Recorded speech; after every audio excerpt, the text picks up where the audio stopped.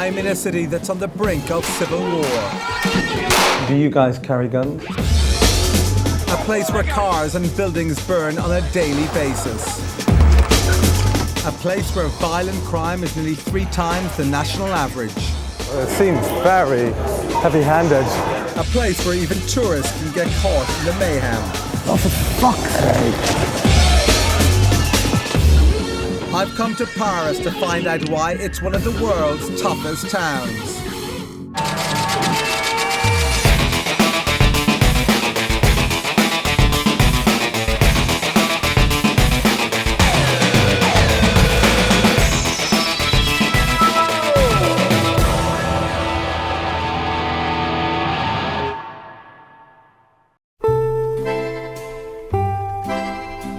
This is Paris, one of the most iconic cities in the world. Home to the Eiffel Tower, Thierry Henry, and 11 million people. The French capital is a mecca for tourists with almost 28 million visitors a year, over 1 million of them Brits, lured by culture, cuisine, and a certain je ne sais quoi. But Paris also has a dirty little secret. As well as being the tourist capital of Europe, it's also the rioting capital.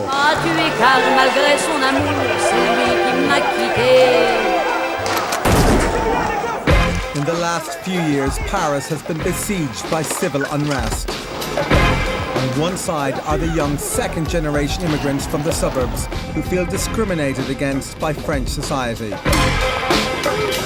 On the other side are the forces of law and order, as led now by the hardline president, Nicolas Sarkozy. Ça ne peut pas rester impuni. Paris has seen 2 major explosions of civil unrest in the last 4 years. In 2005, almost 10,000 vehicles were set alight. In 2007, saw 30 police officers wounded by rioters' gunfire. I've come to Paris to find out why this city of culture is being torn apart by riots. And as the victims start piling up, I meet someone who's intent on turning these riots into an all-out race war on the boulevards of the Champs-Élysées. Vous vous battez contre un système prédateur, un système raciste. As with many British visitors to Paris, my first point of arrival is Gare du Nord train station, right in the heart of the city. Paris has a somewhat unique geographical makeup. Unlike other cities in the world, inner city Paris is affluent, wealthy and powerful, whereas the outer suburbs, known as the banlieue, home to 8 million Parisians, are poor, deprived neighbourhoods excluded by French society. Gare du Nord station is where these 2 worlds meet. In 2007, it was the scene of some of the most violent riots Paris had ever seen. I'd arranged to go and patrol with the police around Gare du Nord, those who were fighting on the front line. When the riot was here in Gare du Nord, was that very difficult when tourists must have got caught up accidentally in that riot? Well, they were panicked because I don't think they had that image of France. They were surprised, like a lot of people, about this event. What is your plan today? What is your route and plan? Well, we'll take you around the Gare du Nord. As you'll see, it's very big and complex. So we will patrol the station and then do some immigration control.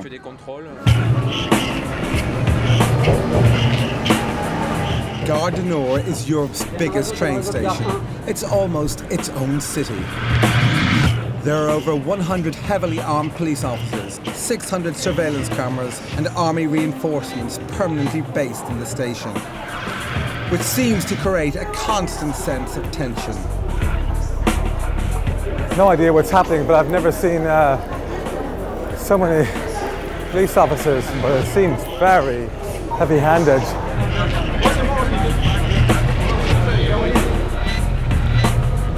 I watch on as the police randomly stop and check 2 people. It's a strict law in France that you must carry ID papers, which can be checked at any time. There were a lot of police because a crowd gathered. around the offices, doing the arrests. So reinforcements were called in. It was a heavy-handed approach like this that started the riots in 2007. When passengers coming from the suburbs felt they were being unfairly targeted by the police.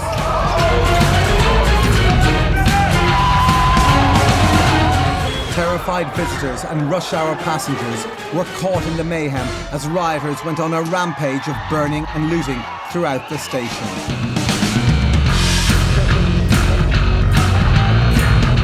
This threat from the city's immigrant majority in the suburbs has the relatively small Parisian community in the centre scared to walk its streets. To walk through the streets in Paris at night, I'd rather not do it by myself. Me, I was living in London before, and I feel London is more safe than Paris. You're not in hell, you're still in Paris. It's a nice city, but you don't want to roam in bad quarters. Everything can happen, and usually I think that the people who are doing bad stuff in Paris are not from Paris themselves, they're coming from the suburbs. The city's recent history has half of Paris living in fear and the other half fighting for equal rights. It seems the French Republic, with its rallying cry of liberty, equality and fraternity, is on its knees. Coming up, I find I'm unwelcome in Paris. Les gens sont prêts à t'embrouiller même. T'as pas avec lui? Parle-moi bien, dis-moi le bien, y a pas de problème. And I have a close encounter with crime in the suburbs. Oh, for fuck's sake. Fuck it.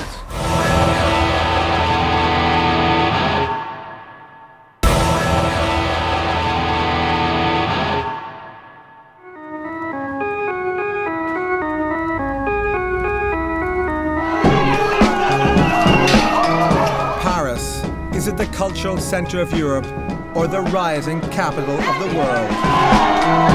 I've already seen how overly aggressive policing of this town has caused violent clashes within the very heart of the city. And I've heard rumours of a sinister figure who is preaching hatred and violent attacks all over the city. As beautiful as this city is, that's not our journey, that's not our story. Our journey is to discover the parts of this city that tourists never see, the dark corners and the underbelly of this great and beautiful city. I wanted to find out about the suburbs where these riots were born. Commonly known in France as the banlieue, these suburbs are home to millions of immigrants and hit the headlines in 2005 with riots that lasted over 30 days. In 2005, there's been these riots, which just scared many people in France. But it is not in Paris, in the center of Paris, it's in the suburbs. I need to go to these suburbs, but it seems even the local Parisians are fearful of these areas. In the transports, usually in the area, a lot of people, just general public, were attacked, assaulted for no reason. When I have troubles also is when I take the train to go back home in my suburb at night. When I take the last train, all the people from the suburbs are taking the last train as well, and if they want to make a little bit of money, they can take it from you. Even myself, the way I'm dressed, I'm not like really rich or anything. I was afraid to lose my mobile. I felt completely like they could punch me in the face. It happened before to me. I'm hoping journalist Anthony Headley, who's been reporting on the escalating trouble in the banlieue, can explain why people in these neighbourhoods are so angry. They're not immigrants. They're the sons of the immigrants. They're more French than the French today, except their color of skin is not white, and therefore they're excluded. Rioting against the police is nothing new in French society. In 1968, about 800,000 students, teachers and workers marched through the French capital, clashing with police and demanding the fall of the government under Charles de Gaulle. But the riots of '68 defined an era and changed France forever, ushering in a more liberal and open society, the France of today. whereas the riots of the 21st century are being largely ignored. You either have a situation of riots or you have a situation nobody speaks about them all year because nobody wants to hear about it. It's like, it's over there, we never go there, we don't want to see these guys, let's not deal with this issue. Ignoring the situation in the banlieue for so long has only made matters worse, as the rioting is now starting to creep into the centre of Paris. It's a new development that what's happening in the suburbs comes into the centre of Paris. A lot of people do feel afraid. Paris lives from tourism, so there's, they want to keep everything nice and safe so that, the tourists keep coming and keep bringing their money here. I want to venture out to these apparently lawless suburbs to discover what is causing all this rioting. But before I do, I've heard about a neighbourhood within inner Paris that is just as tough, called La Goutte d'Or in the 18th arrondissement. Only 2 miles away from some of Paris's most famous landmarks, where one wrong turn by an unwitting tourist could lead to serious consequences. I'm meeting with 2 local dealers to try and find out how tough this neighbourhood really is. As these guys are active criminals, they need to keep their identity concealed. What would happen if a tourist came marching down the street? Ouais, c'est des petits qui vont lui voler, mais sinon ceux qui vendent, ils vont rien faire du tout. Par exemple, si tu passes à rue Mira en voiture, ils prennent ta voiture normal. Carjacking. Carjacking? Yeah. Common, normal? Non, c'est pas vraiment commun, mais c'est normal. As a tourist, we come here and we see Montmartre, we see the Eiffel Tower, and but we don't get to see the life that you guys live. How very different is your life to the view that tourists get to see? On vend du crack et du shit, mais le crack ça marche mieux.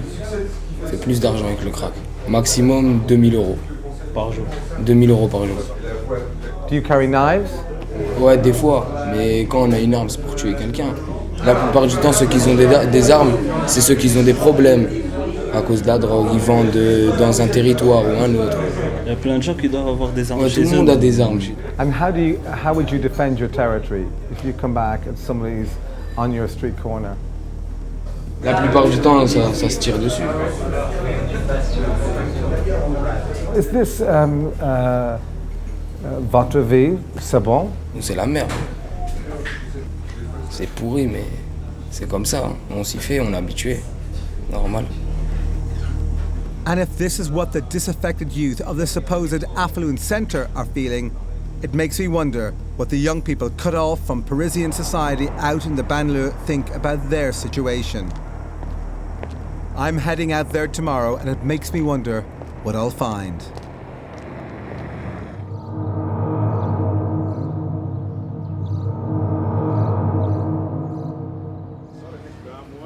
The next morning, I spotted an article in the newspaper that added to my fears about going to the banlieue. It was a story about a Hollywood production starring John Travolta that had paid a high price for using the banlieue as a gritty backdrop for their film. Torched production vehicles, thousands and thousands of pounds worth of damage. The film is called From Paris with Love, but this is from the banlieue with love and the media. Welcome to town. We're going to burn out your production vehicles.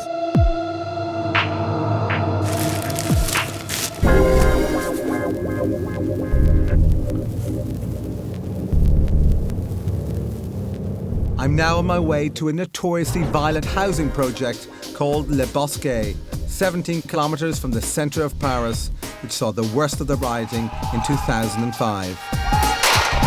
The riot started when 2 teenagers were tragically killed by electrocution in a chase with the police at a local power station. The deaths provoked outrage and provided a spark for the most violent riots in a generation.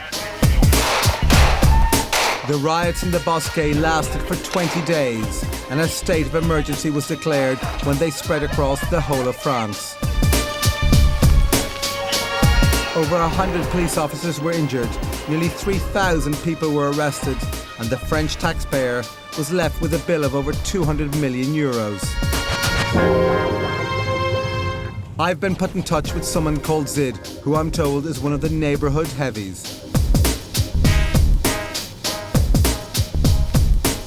We're all, except for the crew, just a little apprehensive because this is a very dodgy and dangerous area, and particularly for strangers, and it's incredibly poor.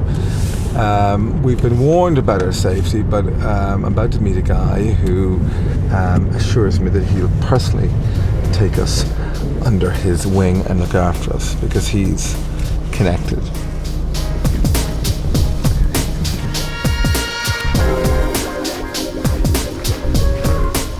I felt like I was entering a war zone. I was met by Zid, my guide, in the bosque. I just hoped that I'd found the right guy to protect us. I really didn't want to end up being a story in tomorrow's newspaper. I'll show you around. Yeah, sure. Look, I can't imagine this is a France, a Paris that many people can imagine. Not for the tourists. No, no tourists, none at all. They're not allowed. Police, tourists, not allowed in the bosque. Touristes, tout ça, non. Au bosquet, non. Il n'y a pas de tour There's Eiffel. no Eiffel Tower here. La tour Eiffel en haut du bâtiment, là. You can only see the Eiffel Tower from the top of this tower block. But that's it. You're very far away from all that here.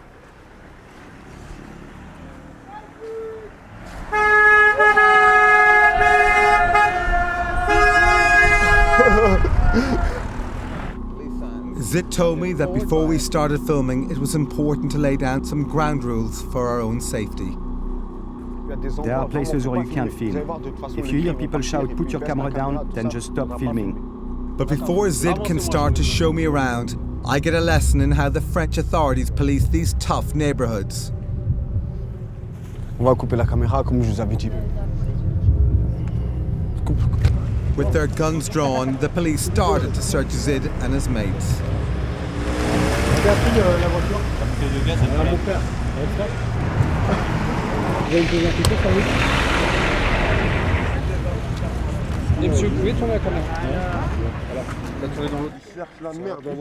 They're looking for shit. They provoke us. They insult us. They lack respect. They take advantage of their authority. When I was a kid, they beat me up and everything. They called me a dirty black nigger. It's this antagonism between the police and residents of the banlieue that sparked the riots of 2005.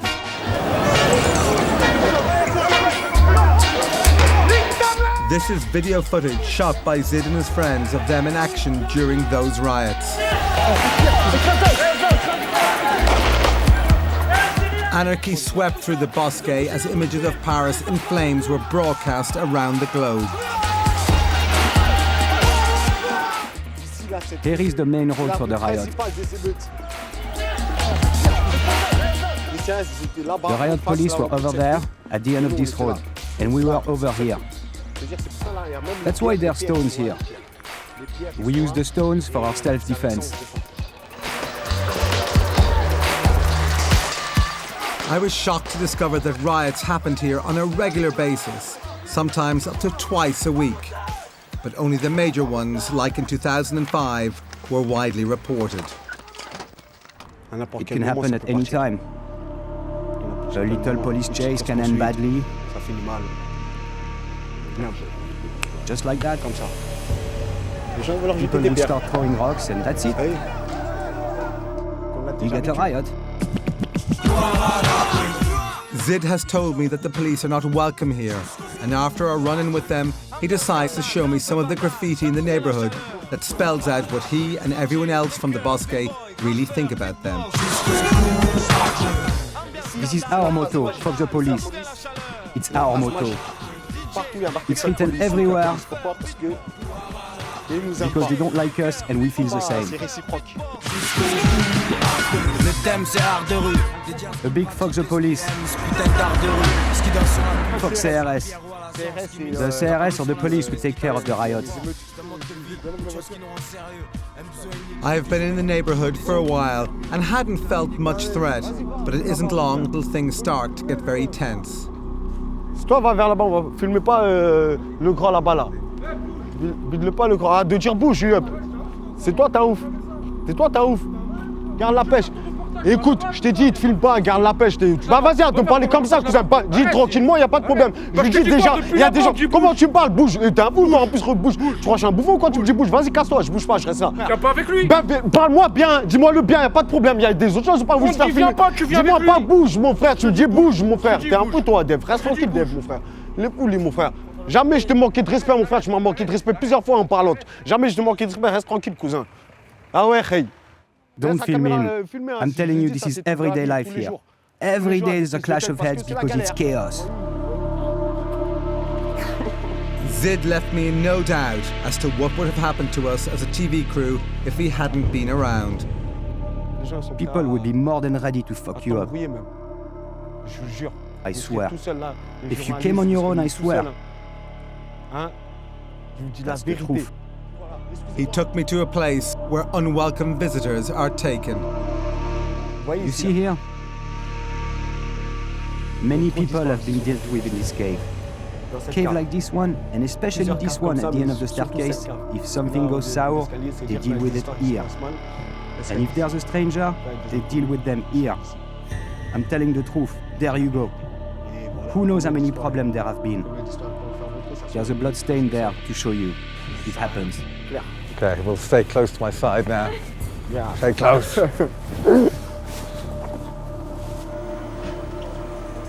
When the riots were on, people used the phrase civil war. Do you think there is one simmering underneath Paris at the moment? There's anger inside people. The youth have anger. The police have put anger in the hearts of people with their constant stop and searches. So whenever there's a riot, it's a chance for people to get their revenge on the police. I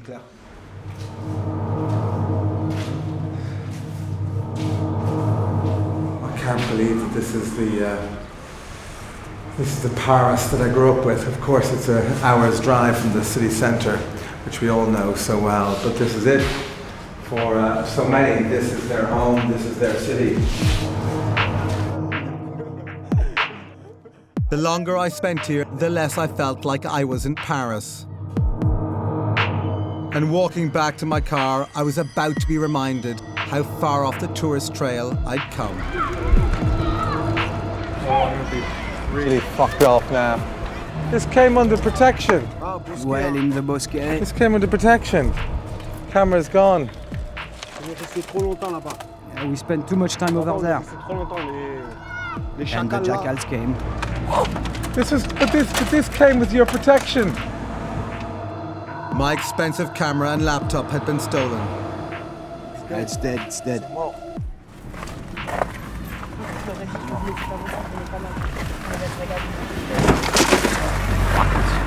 Oh, for fuck's sake.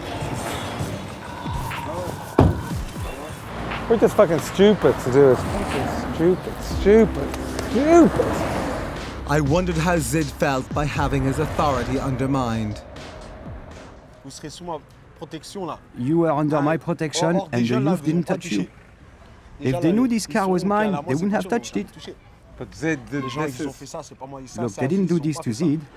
But this is your nation, this is your territory. You've been here a long time and no one has touched you. Sorry, but that's the reality of the bosque.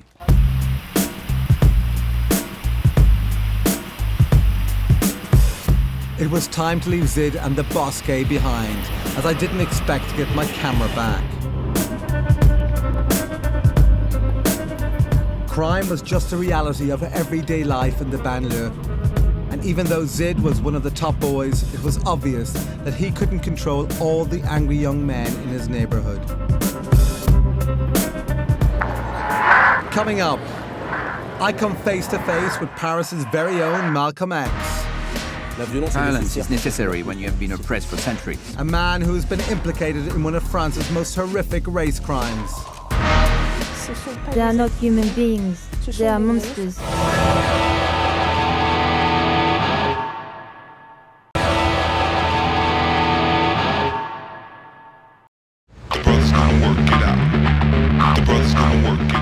I'm in Paris to investigate why it's one of the world's toughest towns.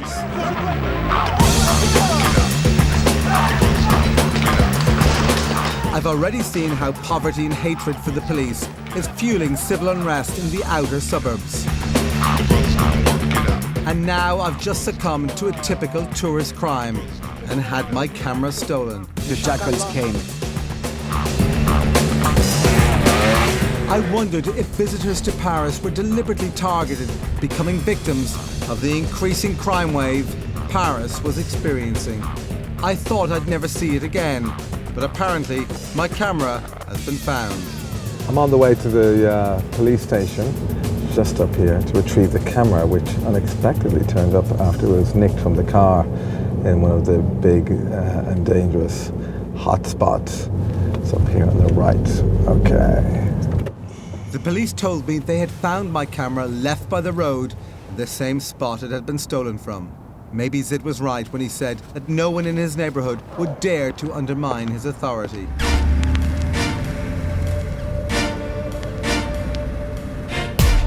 Back in the Bosquet, for people like Zid, the recognized streets of central Paris are like a foreign country, making the sense of alienation from French society even stronger. We're going to Paris.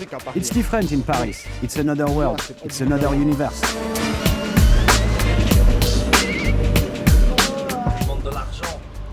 It's a world of riches.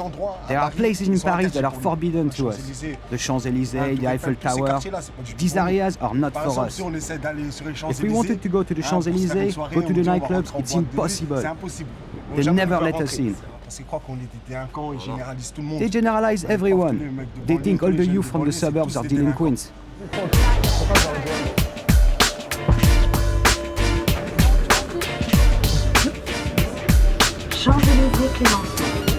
The Champs-Élysées is the most expensive strip of real estate in Europe. But even though Zid's neighborhood of the Bosquet is only 15 miles away, they are worlds apart. That's the Champs-Élysées, the most beautiful road in the world. Here, Paris is clean and beautiful city, but in the suburbs, it's totally different. If they went to the Bosquet, they would see the misery and the dirt. They wouldn't be able to cope because they are too used to their life of luxury. It's the car of my dreams, the car of my dreams that I will definitely never have.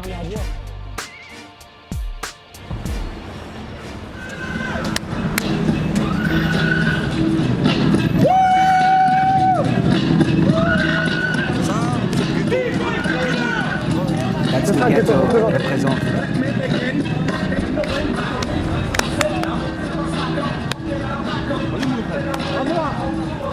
Ah, il y a la police, trop tard. Fin du spectacle. Ah, c'est fini.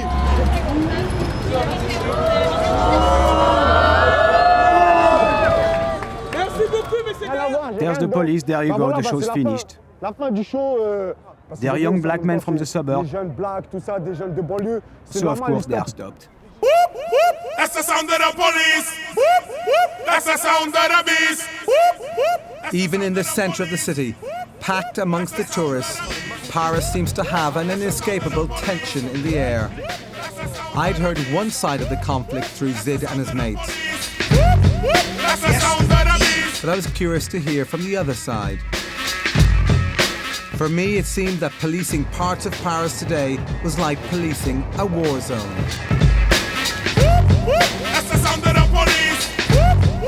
I'm meeting with former riot cop Marc Leboutin, who for the last 20 years has seen Paris become tougher and tougher, right from the front line. Les jeunes, the young from the banlieue, say that the police are racist, they're oppressive, they're violent, and that's why this conflict. What's your view on that? There is an immigration policy decided by the present government. That means police officers have to systematically stop and search people who are Arabic, originally African, or have a different color of skin. This is very intrusive for people. A policeman can't refuse because the police officer does exactly what he's told. Is it true that parts of the banlieue appear to be a no-go zone, a no-go area for For the police, A problem we have today is that most young police officers come from the countryside and find themselves dropped straight into an area where there is a huge gap between the lives they have experienced and what they are witnessing now. And suddenly they become adults in a very violent world. In fact, everyone is scared. One way to deal with the fear is to become arrogant or violent. if the rookie cops are going in there scared, terrified of the dangers, inevitably the people in the banlieue decide, okay, they'll react. So by being aggressive and nervous, you create your own reaction. It becomes a power game. On the street, it's survival of the fittest. And the kids in gangs know that all too well.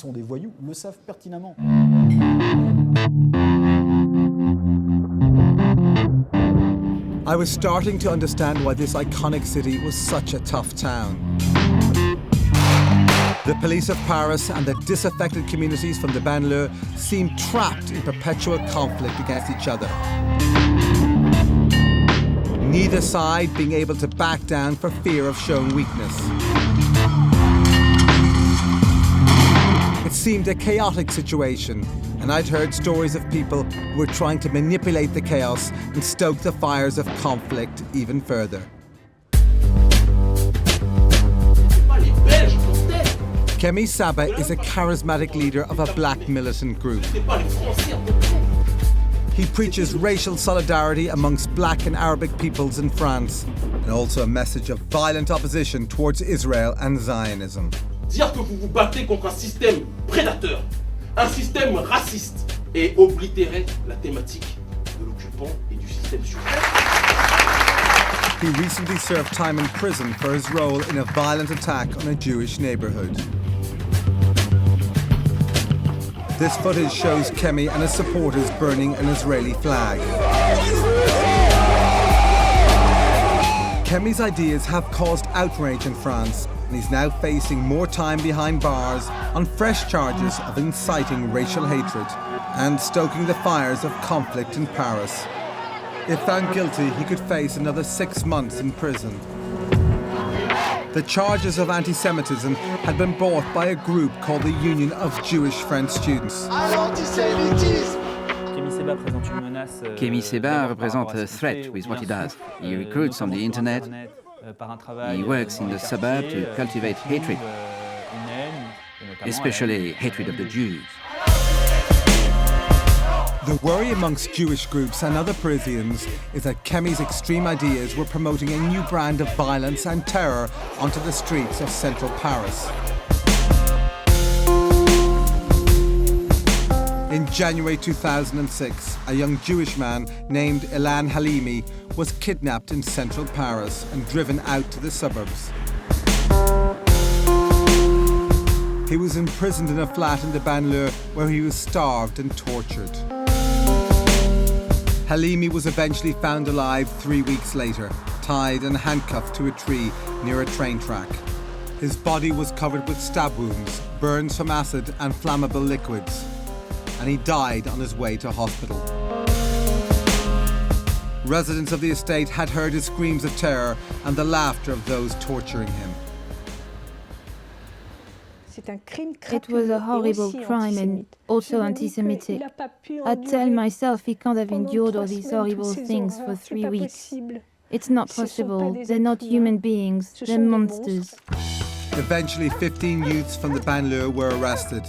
They were members of a loose gang of desperados who share a hatred of Jewish people. I believe without a doubt that Kemi Seba had an influence on the kidnapping and the torture and murder of Ilan Halimi. Because his speeches of hatred were quoted directly by one of the kidnappers. Ilan Halimi's murder was just one of the numerous racially motivated attacks within the French capital. Kemi Seba's influence does seem to be growing, and his followers and their brutal ways were bringing a new sense of fear into the center of Paris. After numerous calls and conversations with his spokesperson, Kemi has agreed to meet. He rarely gives interviews, but has agreed to talk to us on the basis that we're an English TV crew and not French, as he believes the local media are biased against him and his cause. I'm a bit nervous. I'm about to meet Kemi Seba. Now, he hates whites and he hates journalists only a little bit more than he hates whites. He's about to face trial and sentencing probably tomorrow for incitement to violence and anti-Semitic behaviour. I'm going to meet him. I'm delighted he's going to meet me, and I have no idea what's going to happen.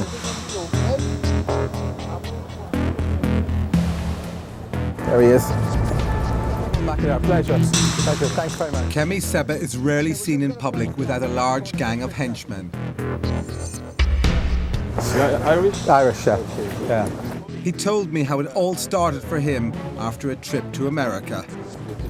I spent 3 weeks in the States when I was younger. During this period, I made the Nation of Islam. Now, brothers, there's a social benefit. The Nation of Islam is an American power group that preaches a message of black supremacy. The organization has had famous followers such as Muhammad Ali and Malcolm X. It was the beginning for me and my work. For me, my fight is my work. It's my destiny. It's my life. Since Kemi seemed to appeal so much to the angry youth from the banlieue, I wondered what his view was on the riots. The young are starting to take charge. The young blacks, the young Arabs, and other minorities are starting to take over. They realize that the police aren't there to protect them, but are actually the cause of the problem. Kemi explained to me that the people in his movement were the same kind of people as those that took part in the riots. They were poor and angry young people from the suburbs.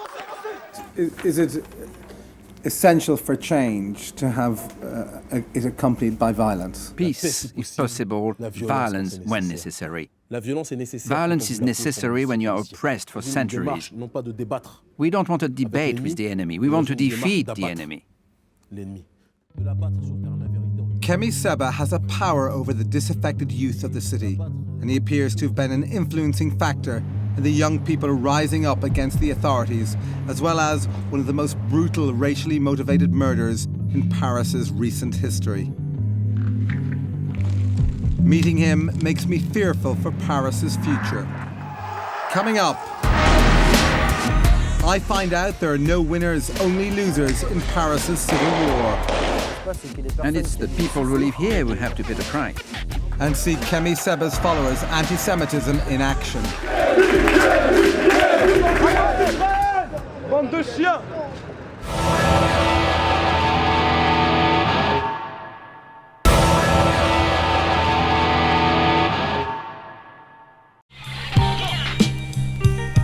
I'm in Paris, the rioting capital of Europe.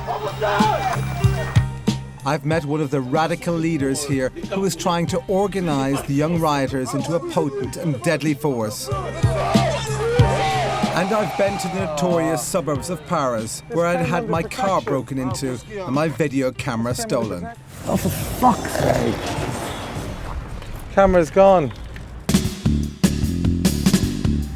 Unlike other riots in French history, which had changed the world, it seemed to me that the rioting of the 21st century had changed nothing. Residents had burned down their own communities and achieved little else except a spot on the evening news and increased notoriety for their own neighbourhood. I decided to travel to the suburbs for one last time to a place called Grigny, another notorious rioting hotspot 22 kilometres south of the city centre. Let me tell you, this is out in the sticks, the suburbs. Grigny felt like a ghost town, eerie and deserted. But here's the same neighbourhood in the middle of a full-scale riot.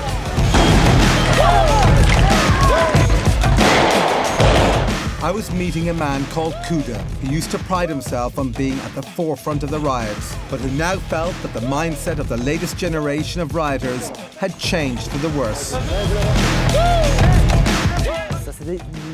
The riots have been downgraded. We have gone from making demands to just chaos.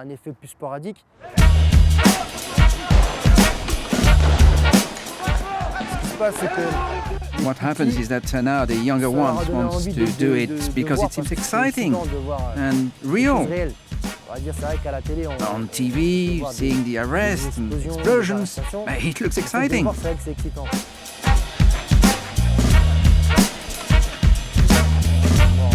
Kuda told me that the young people involved in the riots were predominantly concerned with matching the firepower of the police. They've got their guns, they've got the prison, they've got jail, they've got a lot of advantage, is that in all this rioting, who actually wins? Did Les Gens from Grigny, did they win? Did they have a victory? No. They don't win. In Grigny, the people never win. Because when they confront the police, they destroy everything around them. And it's the people who live here who have to pay the price.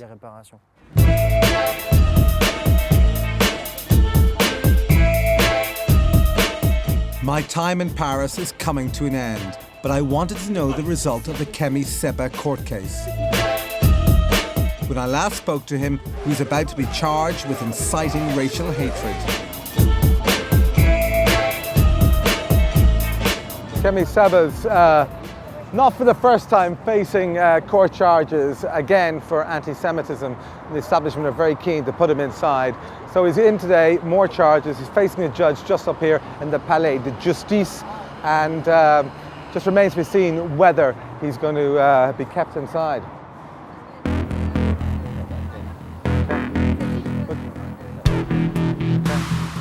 During the trial, Kemi's loyal band of followers waited in the lobby for his verdict. Eventually, their leader emerged. He had received a 6-month suspended sentence, but remained as defiant as ever. Et d'autre part, qu'ils sachent que s'ils veulent bâillonner une parole, il faut qu'ils sachent qu'il y a des gens qui sont bien pires que moi dehors.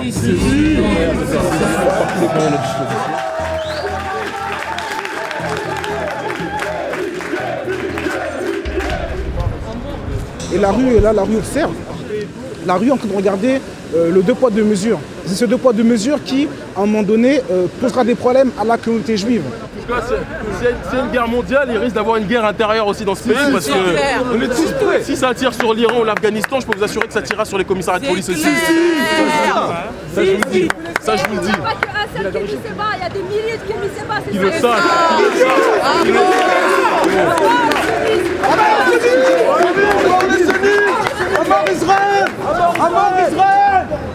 Bande de chiens! After speaking to Kuda in the suburbs, it makes me think that Kemi Seba's priorities may be in the wrong place, and not everyone is benefiting from his crusade. But for the time being, he remains a free man, free to spread his particular brand of hatred out on the streets of Paris. I'd found 2 cities in one. The picture postcard city of romance that we all know and love. And another uglier, violent city that looked more like a war zone. They can try and make changes, but nothing will ever change. The evil is here to stay in the suburbs. Until a solution is found, there will be people who will exploit the hatred. There will be more riots, and not just in the banlieue, but increasingly in the centre of Paris and in its tourist hotspots. Keeping Paris as one of the world's toughest towns.